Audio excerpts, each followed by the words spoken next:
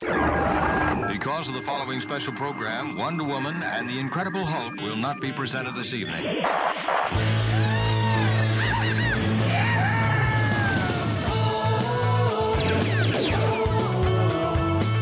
got Fantha. It's time to get all your Star Wars news in a single file. That doesn't sound too hard. Boom! This is Making Tracks. This is the way. Here are your hosts, Mark Newbold and Mark Mulcaster. I know these people. They are brutal. Does this look Jedi to you? That's not how the Force works. They'll never see it coming. Count me So it's Sunday afternoon, we're walking around the halls of Olympia. It's getting a bit thin because it's near the end of the day. We're talking about my hair.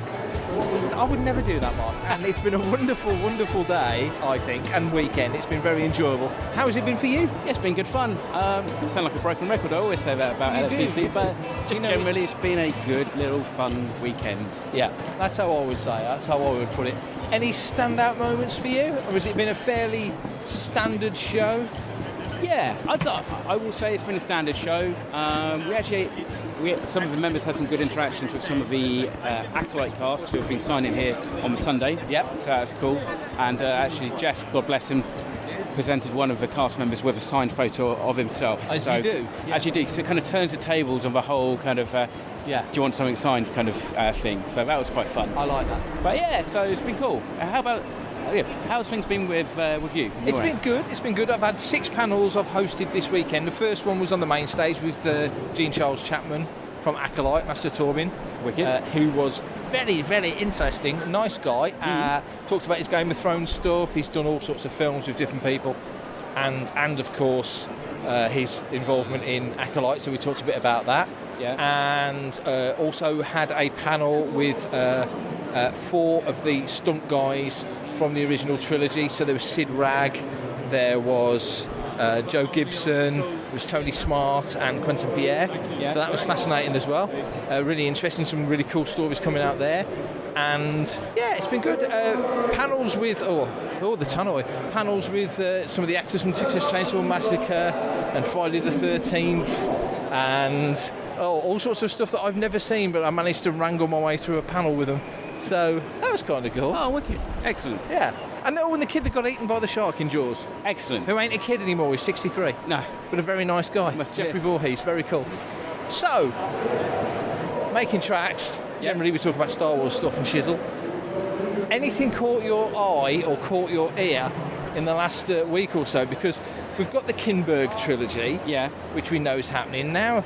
They've put the Daisy film back by quite a bit of time, and a lot of people are thinking, well, are these two things connected? There's been the word that apparently the higher-ups think that Daisy is the focal point of any future Star Wars stuff. So do you think these things all sort of converge into one thing? Do you think we're getting a Simon Kinberg, Daisy Ridley-led Rey trilogy? Oh, that would be interesting. It could. I mean, it is interesting as to, because like Daisy's been saying for a while now that announcements are imminent. Yeah, but since April 23. Yeah, pretty much. Yeah. So now whether or not that is just her kind of go-to line just to kind of deflect anything, which is not necessarily a bad way to do it. No. But yeah, I don't know. Because the thing is, I mean, it would sound like when Simon Kinberg's kind of come on to the Daisy Ridley film, I guess to maybe kind of redirect it or kind of focus it feels like focus, doesn't it? With Stephen Knight stepping away. Yeah. And we've discussed this on the previous episodes, that just because he steps away doesn't mean that his work won't be used at all. No. It's just that he steps away a bit, to do other stuff, and maybe the next guy comes on and picks it up and runs with it, because we had that happen with other projects, didn't we? Yeah, exactly. Yeah. So it's I mean, it could, like I said, I think in the previous episode, it could just be an evolutionary process in the kind of the development of this film. But it'd be interesting to see. Obviously, the director still seems to be associated with it. So what's her face? Who's the director? Oh, Shamina Bay-Chinoy. Yeah. Easy name to remember. Yeah, come on. Exactly. So she still seems to be associated with it. So I think it all, as with everything, I think it all comes down to what your social media feed is made up of.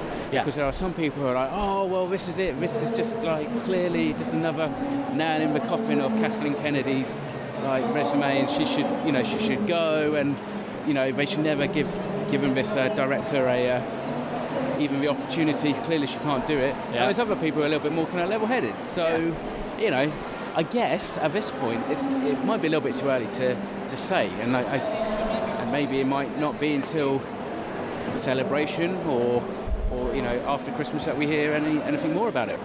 Hello, I'm Dennis Lawson, and you're listening to Fantha Tracks. Well, we've got John Boyega at Celebration, we know that. Anthony Daniels put out a post over the weekend basically saying C-3PO is the work of my life and I'm not done yet. I'm paraphrasing.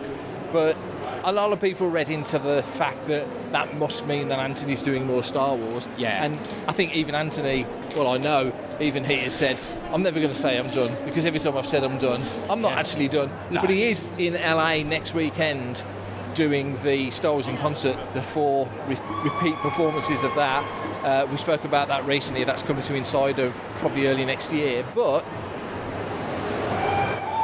you start mixing all these things up and start adding all these pieces, and it does feel like something's brewing, doesn't it? It does sound like, as you say, things are starting to kind of percolate, and maybe, the people are starting to kind of be reactivated, the sleeper agents, as it were.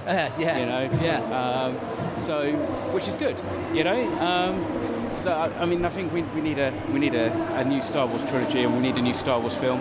I do kind of agree, but I think the future probably is with Daisy, and at least the Rey character for the near future anyway. So I think we should kind of support it and see what happens. Well, do you think? I think that makes sense, because she's the star of the latest trilogy, and we've had nothing since she was, on screen as Rey at the end of Rise of Skywalker. And also, from Disney's point of view, she's the star of their Star Wars trilogy, and also above and beyond that, you've got characters on screen. It feels like the Mandoverse feels like it's kind of beginning to work towards a wrap-up and/or finishes with season 2, and we know what happens in Rogue One and A New Hope. So there's certain things that are coming to a conclusion. But Rey is blue sky thinking, isn't it? Well, exactly, and I think that's what they need, because I think, to define the future of Star Wars, you need to be unconstrained by anything, and if you're going to step away from or move beyond the OT and the Skywalker saga, whatever that is, then I think you've got to do it like that, and use it as the legacy that it is, and build on it, rather than trying to maybe squeeze another trilogy in between something or another time period. Just, give it the space to breathe, and then who knows what's going to come from it. Hi, this is Guy Henry, and you're listening to Fantha Tracks. Enjoy. So we head back to Farnborough and FanX Live, where myself and Jake Lunt Davies sat down to discuss his latest work, the storyboarding he has been doing lately on films like Venom 3, his work on Star Wars, and much, much more. So this is myself and Jake Lunt Davies at FanX Live in Farnborough. So we're here at FanX in Farnborough. It's Sunday afternoon, and I'm sitting here with Jake.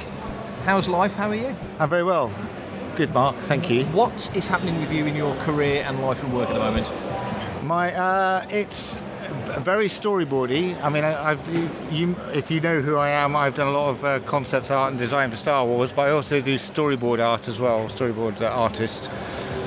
This year I've been working on Project Hail Mary for Phil and Chris, who you may be aware of from Spider-Verse, and last year I was on Venom 3, which is coming out this month, I think at the end of October, so I was storyboarding on that.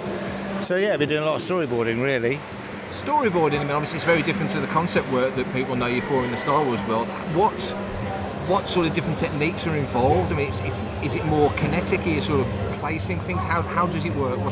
You have to draw it out. Concept design, it's a lot more laid back in that I've got time to think about ideas and design ideas and do little options, and good days and bad days, productive days, and sometimes things aren't as productive. But storyboarding is, you're working directly with the director. You're far more, I suppose, involved in the filmmaking.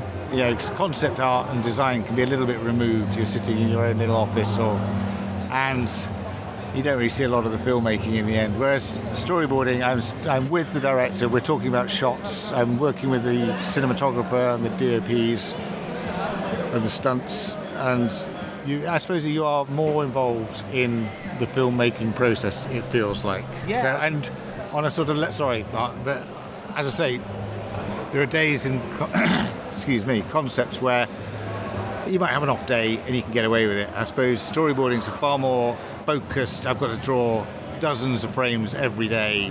Bang, bang, bang, bang, bang. You can only do, I've got like 15 minutes to draw one frame, move on. You can't, there's no room to sort of finesse and be too precious about some of the work, I was going to say, I suppose it's just to get the idea of the movement or the...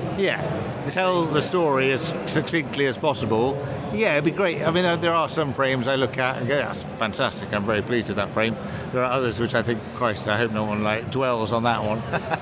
Because if you look at the drawing, it's a bit, shonky. But it's not, they're ephemeral things, they're not really meant to be studied in a sort of artistic sense and kept forever, which is a bit of a shame. But they're throwaway things. But they form this, part of the filmmaking process, basically, and tell the different departments really what's going to go. They can get a clear picture of what they are meant to be doing. Gotcha.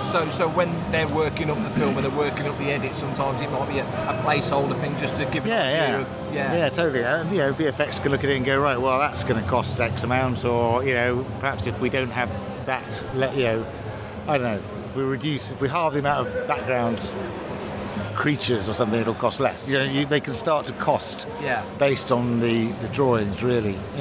Even down to set design. Classically, storyboarding would be part and parcel with set design, in that you can go, right, we only need to build half the size of the set that you're talking about because we'll never shoot in that direction. Right. So you can budget through the boards. In fact, normally with storyboards, you do a lot of the film. Quite a lot of the film you might not do. Two people having a conversation in a room, quite easy. Head to head sort of stuff. Yeah. But I did the Meg 2 with Ben Wheatley. I was quite a few years. It took us literally, I think I started in 2020 and I probably finished it in 2022. On and off, it took 2 years. Right from the very start, right through to VFX. I was doing storyboards whilst they were doing post. VFX, and even then you're sort of drawing a few little extra bits and bobs to sort of work out post. But we actually storyboarded the whole movie, start to finish. I don't think that doesn't normally happen, to the point where Ben he then cut the movie together, feature length, storyboard, animatic. We watched it in the screening room at the studio. We had voices and sound effects, it just gave everyone an idea of pace of the movie and the quantity of VFX and the action and the balance of certain things. I think in the long run, they probably saved themselves thousands. I don't know. They didn't have to do all that in all the work they did in the edit and post. They kind of got on top of some of those answers have been answered. Yeah. And it saved money. It wasn't as the budget was benefited from the process. For everything in one location, daily news, reviews, interviews, podcasts, video and social media feeds, bookmark FanthaTracks.com for Star Wars news 24/7, 365.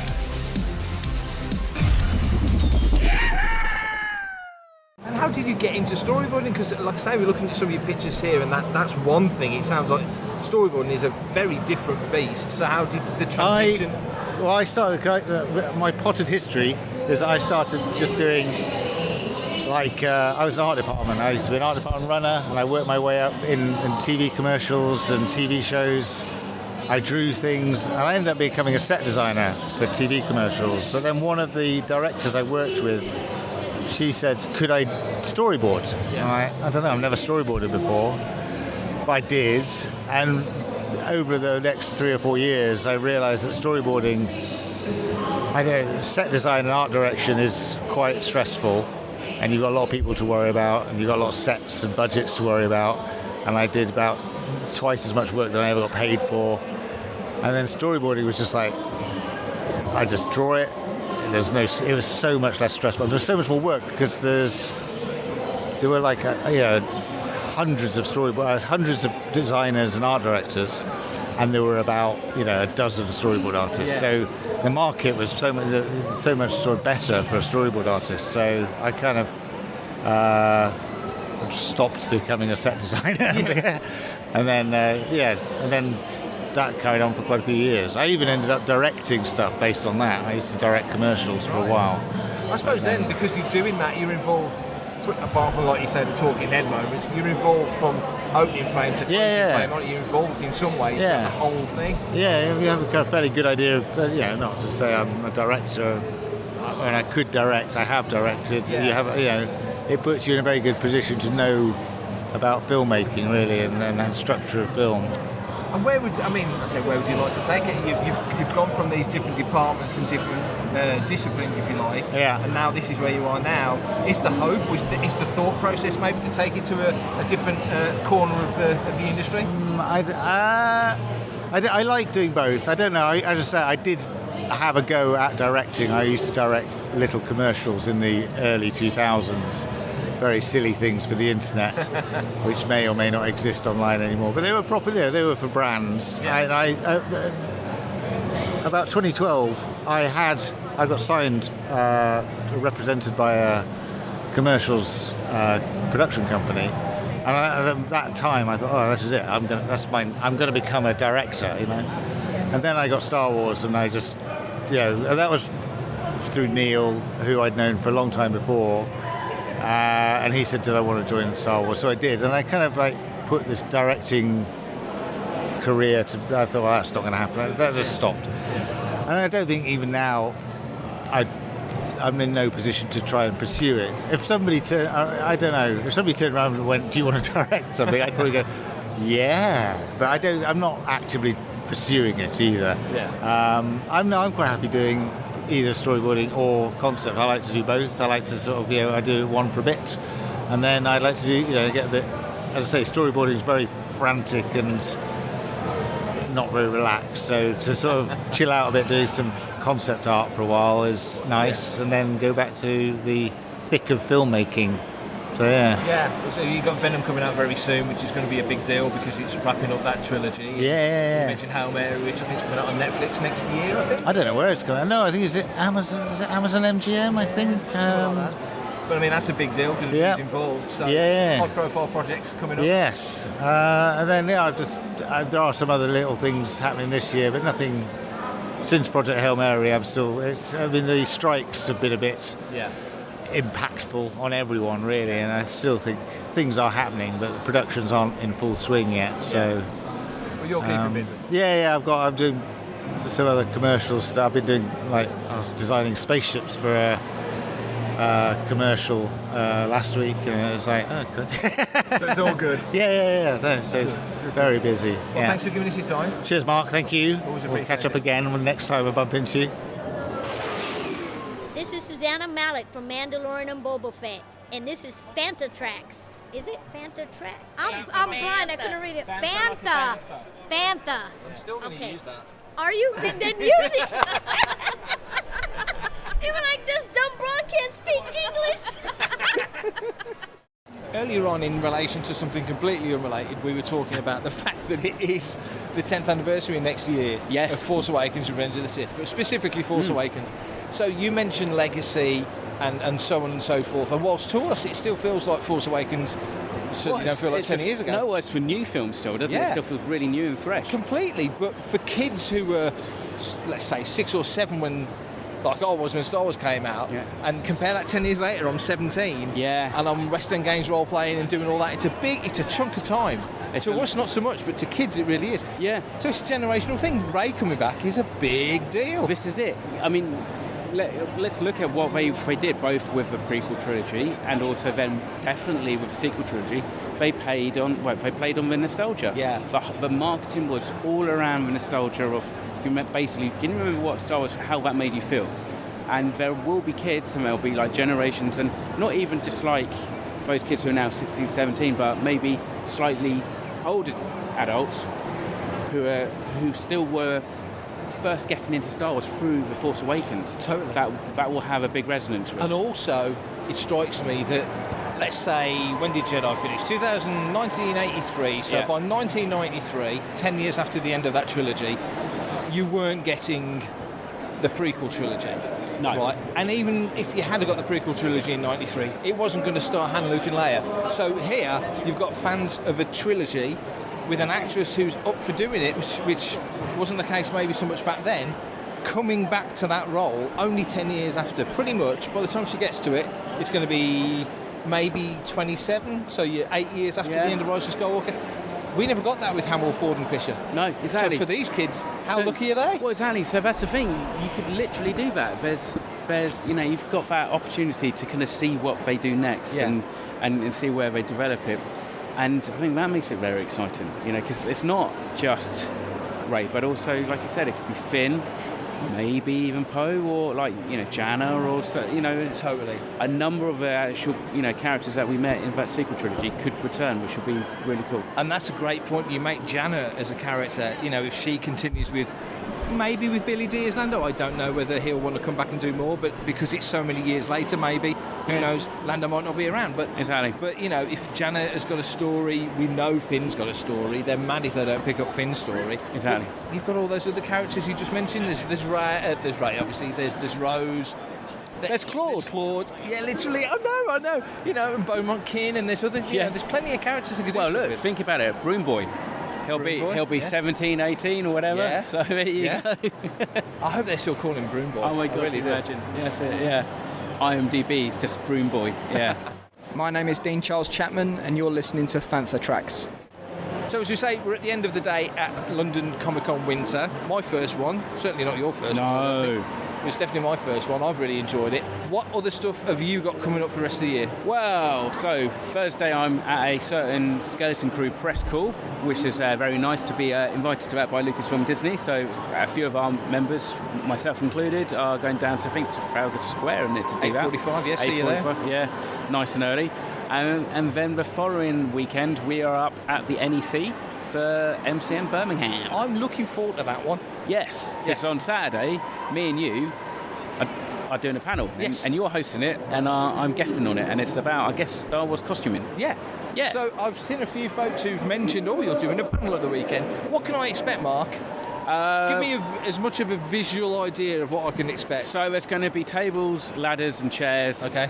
Barbed wire. Yeah. And lots of blood sport. Flaming, the ring corners on fire. Absolutely. Good. Yeah, and divas.